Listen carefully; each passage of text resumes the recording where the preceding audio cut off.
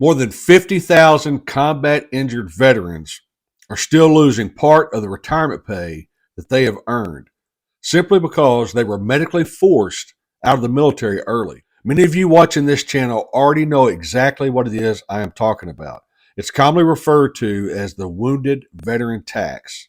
And right now, if a service member is medically retired due to combat injuries before reaching the 20 years of service, their military retirement pay is reduced dollar for dollar by their VA disability compensation. In other words, veterans who were wounded in combat can lose part of their retirement that they've already earned.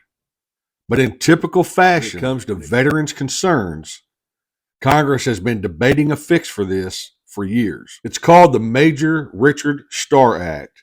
And last week on March 3rd, 2026, Senator Jerry Moran, chairman of the Senate Veterans Affairs Committee, took to the Senate floor to reaffirm his commitment to getting this legislation passed. In just a moment, I'm going to play his full remarks so you can hear directly from the Senate floor. But first, let me quickly explain what's happening right now in Congress and what this bill could mean for eligible veterans if the bill finally becomes law. Before we roll the Senate floor remarks, here's the latest update on what's happening behind the scenes.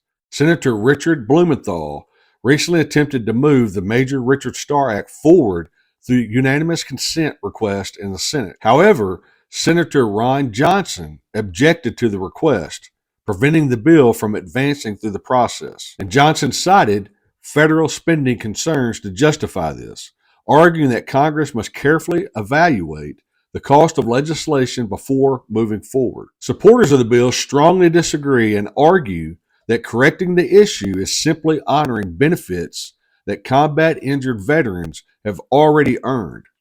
As of right now, the legislation still has overwhelming bipartisan support in Congress, including 77 senators and more than 300 House members who have co-sponsored this bill. But until leadership schedules a vote or finds a funding path, this legislation will remain stalled. If the Major Richard Starr Act eventually becomes law, here's what it will mean for many medically retired veterans. It would first end the dollar-for-dollar offset. Currently, many medically retired veterans lose retirement pay equal to the VA disability compensation. It also would allow qualified veterans under this act to receive both benefits, their full Department of Defense retirement pay and their full disability compensation pay. It would restore benefits for combat injured medically retirees, particularly those forced to leave service before reaching their 20 years. It would also create gaps in the 2004 law that allows veterans with 20 plus years and a 50% VA disability rating to receive both benefits. This law, if passed, could impact more than 50,000 combat injured veterans nationwide. And the potential financial impact for those 50,000 veterans, if this law is passed, many affected veterans could see hundreds to thousands of dollars per month being restored. Average estimated increase would be around $1,200 monthly for some veterans. And there would be a lifetime restoration of retirement income that is currently being offset. Importantly, this bill does not create any new benefits. It simply allows veterans to receive both benefits they've already earned through their service and their sacrifice to this great nation. So now let's listen to Senator Moran speaking on the Senate floor last week, reaffirming his commitment to passing the Major Richard Starr Act. Mr. President, thank you. I chair the Senate Committee on Veterans Affairs, and my colleague, the ranking member of that committee, Senator Blumenthal, was just here on the Senate floor discussing the importance of the Major Richard Starr Act.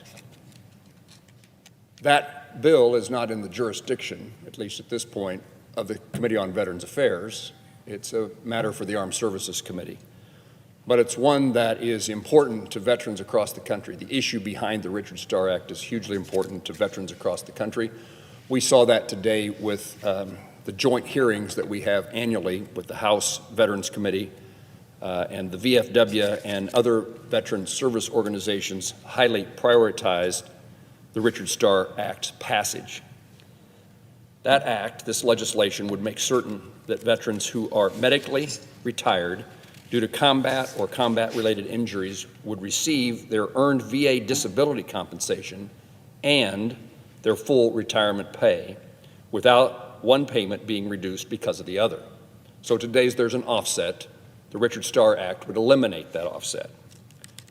No veteran, in my mind, should have their retirement that they earned decreased because they also were eligible for disability compensation due to an injury that they sustained during their military service.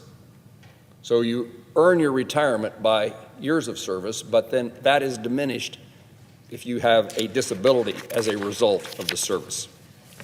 While the Richard Starr Act, as I indicated, is not within the jurisdiction of the Senate Committee on Veterans Affairs, I want to make clear that I will continue to work with my colleagues in a bi-committee, a bicameral, a bipartisan way to make certain we find a path forward for the passage of this legislation. The VFW, as I said, just completed their testimony before our joint committee, and their advocacy and that of other veteran service organizations have prioritized this piece of legislation for years.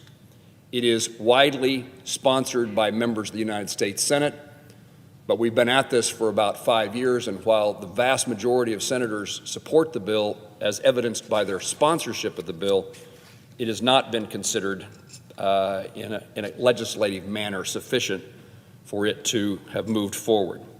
I'm original co-sponsor of this legislation, and I want to make certain that combat injured veterans receive their full benefits. They upheld their oath, they fulfilled their duty, and the question before us is whether we will fulfill ours. I'm committed to continuing to work closely with my colleagues on the Armed Services Committee and with senators from both sides of the aisle to find a responsible path forward and a solution that ultimately leads to the passage of the major Richard Starr Act in the Senate, the House of Representatives, and eventually make its way to the President's desk to become law. Our nation's combat wounded veterans, and we say this particularly at this point in time with what's going on in the world with men and women from the United States in harm's way, our nation's combat wounded veterans should not have to continue fighting for benefits they already earned, and it's time for Congress to act. So I urge you to reach out to your representatives, reach out to your senators, urge them to pass this act, because the fact it has not been passed and these veterans are having to put up with additional sacrifices is completely unacceptable. If you found today's video insightful, please take a second and subscribe to my channel. Put a like on the video to send it out to more veterans who need to hear these messages. And as always, I appreciate you watching. I'm Mike, and I will see you on the next episode.